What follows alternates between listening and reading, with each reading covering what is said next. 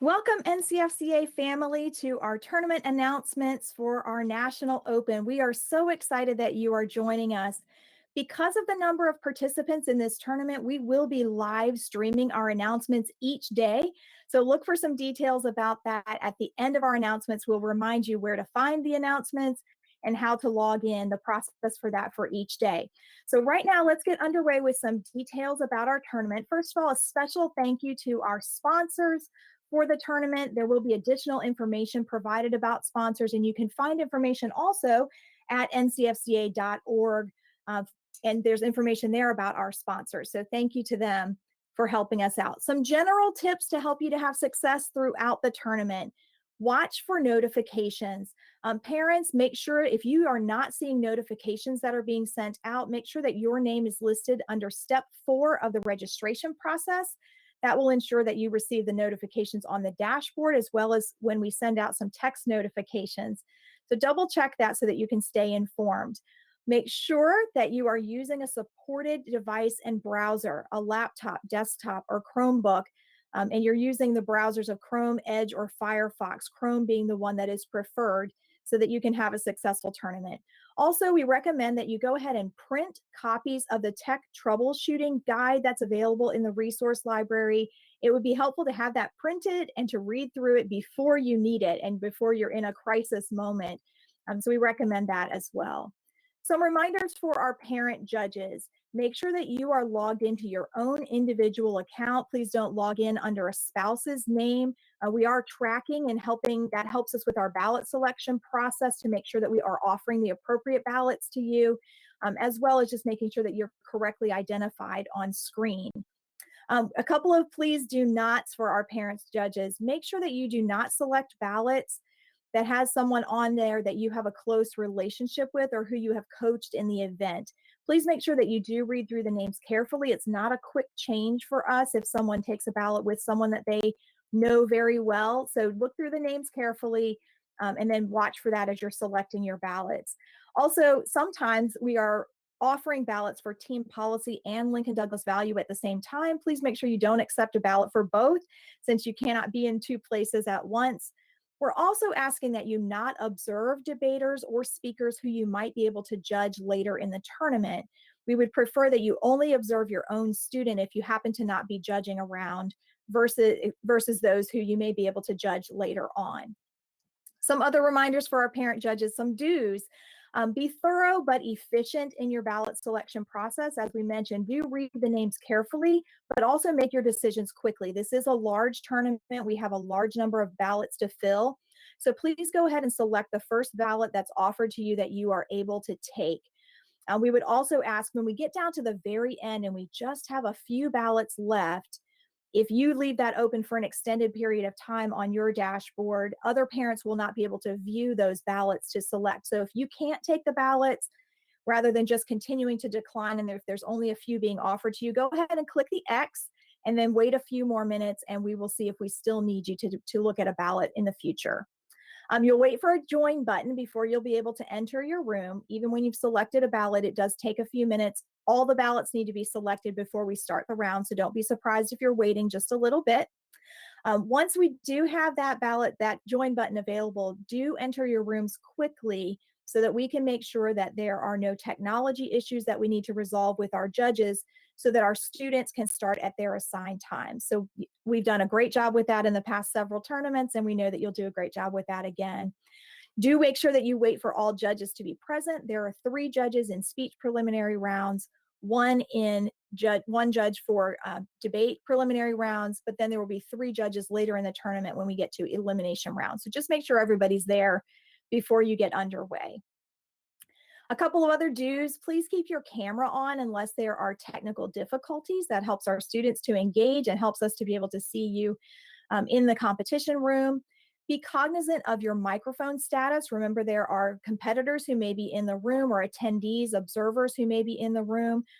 So be cognizant of that as you're having conversation, but also do keep your microphone off when speakers are presenting. That prevents any disruption, potentially from background noise or from your microphone in the room. We are going to ask you to submit your ballots in a timely manner. We do have quite a bit of turnaround and we're on a tight schedule. Even though it looks like it's pretty extended, it takes us quite a bit of time to uh, process the results and to get the next round ready. So we would ask you that within 30 minutes of completing the round that you go ahead and get your ballots turned in. We'll also start to send some reminders about specific times as we get further into the tournament. We also want to ask you to continue to invite community judges to participate. It is not too late. For some of our rounds, even if every parent who signed up and every community judge signed up, we still do not have enough judges slated for particular rounds. Speech rounds, it would be especially helpful to recruit judges for those, or as we get later into the tournament. So please go ahead and continue to recruit those judges. For speech rounds, there is a head judge randomly assigned to speech as a head judge. There are instructions in the competition room, also in the judge resources section that you can read through. You're not timing the speeches, so it's easy to follow those instructions. It will help you to know what to do in terms of the room statuses, as well as your responsibilities in terms of keeping things moving in the round. Remember also for speech that students must speak at their assigned speaking times. Please do not give permission for students to go out of order or to extend their time or to go early in their time. And also make sure that a student does not infringe on the next speaker's speaking time. We also ask our head judges, if a student is unable to present for some reason or does not arrive in the round, after the round concludes, please make sure you contact tournament administration to notify us about that student's status. For debate, we have a few frequently asked questions that come up, and so we've gone over these at previous tournaments, and so we will quickly review them. Debaters are permitted to turn off their cameras when they're not presenting, and that would include prep time. So sometimes that question comes up. Debaters must be the ones to time themselves. They may use a phone as a timepiece, provided that they are following all of the other rules related to use of electronic devices. They may use other forms of communication other than the in-room chat, but again, there are boundaries to that are in the debate rules that the debaters would need to be following.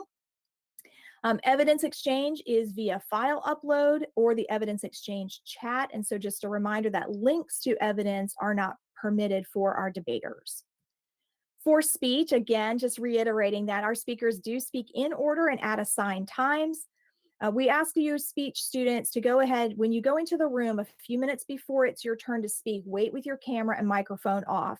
When the next speaker turns off their microphone and camera, wait just a few seconds to make sure that kind of clears out, and then turn your microphone and camera on before you actually begin.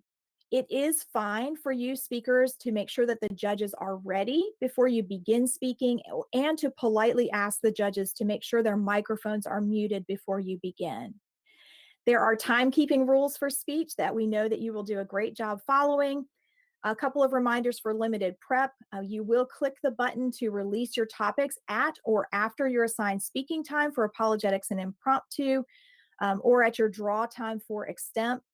For extemp, our extempers do not turn on their microphone and camera to draw before their prep time begins. A quick update about those extemp draw times. Over in the past few tournaments, so if you haven't competed in maybe the last couple of tournaments, we have made an update to our extemp draw time. And so what we have at the bottom of this slide is most important. Check the postings carefully. The first extemp draw will be 5 minutes before the first speech competitor's presentation time in pattern B. So for example, if the first speaker presentation is 8 o'clock for all of our pattern B speakers, except extemp, the first extemp draw time will be 7:55, and the first speaker will present at 8:15, and so on. So if you just watch the postings carefully, it is your responsibility to make sure that you are there to draw your extemp topic on time. Script use, the online general speech rule states use of any script or notes must be announced to the judges prior to the start of the speech. So students, remember, if you are using a script or notes, make sure that you announce that to the judges for applicable events before you begin your speech. Judges, you can go ahead and ask a student at the end of the speech if they were using a script or notes. If they didn't say that, and if you have a question about that, you are welcome to ask them at the end of the speech. Technical difficulties sometimes arise, and so we want to just be clear about our protocols for technical difficulties. For student technical difficulties, Our competitors are we accommodate for competitor technical difficulties by allowing for 15-minute time slots. So unfortunately, they are not eligible for re-addition at the end of the round or for any additional accommodations if they have technical difficulties that extend beyond that 15-minute time slot.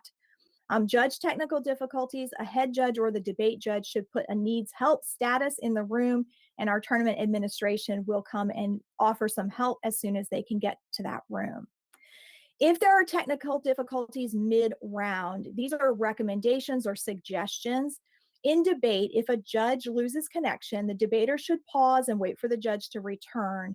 If the judge does not return within a couple of minutes, one of the debaters should exit the room and contact tournament administration to let us know that the judge is not present in the competition room.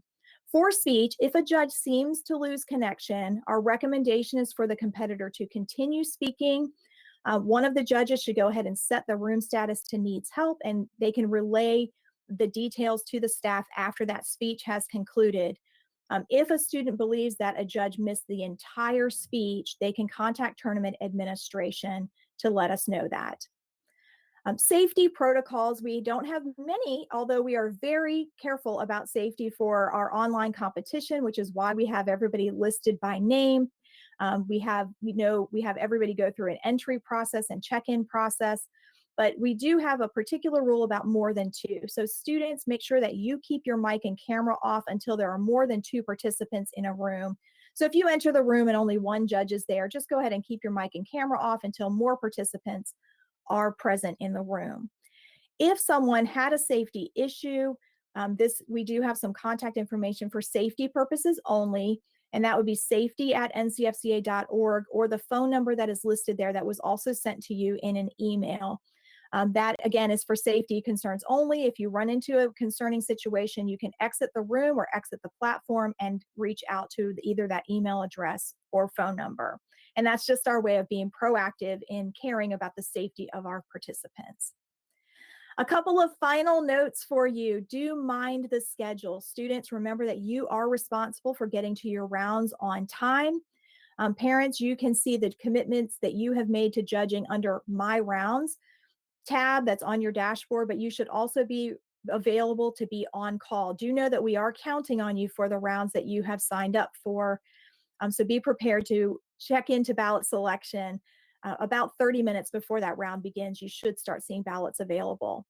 We recommend that you restart your computers at night and that you clear your cache as well. That can help with any technical difficulties that seem to build up over the course of the tournament. We occasionally run into a situation where you may enter a room and it seems like you are alone in the room. If that happens to you and you are there for more than a few minutes, exit the room. That's student or judges.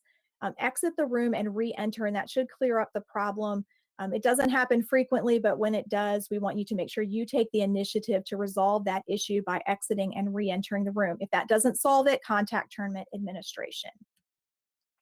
Okay, tomorrow morning, as we mentioned, we are going to be live streaming our announcements. So there's a couple of things we emailed you last night, asking you to do a couple of things for us, a couple of steps for the tournament. If you would please go ahead and log into the platform early. So maybe when you first wake up in the morning, as you're getting ready for the day, log into ncfca.org, enter the tournament platform, and then you can just leave that sitting there. You don't have to be sitting there watching it the whole time, but if you can leave that there until we're ready to start the tournament, that will be helpful so that not everyone is trying to log in at the same time.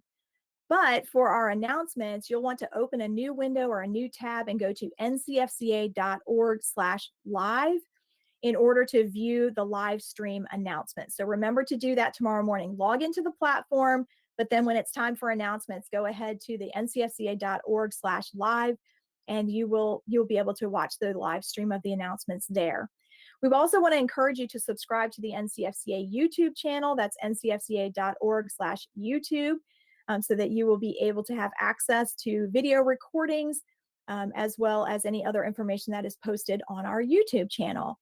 And with that, we would ask you to just go ahead and enjoy your day. We are grateful for the opportunity to be here. We're thankful for all the Lord will be doing today, and we look forward to seeing you for announcements again tomorrow morning.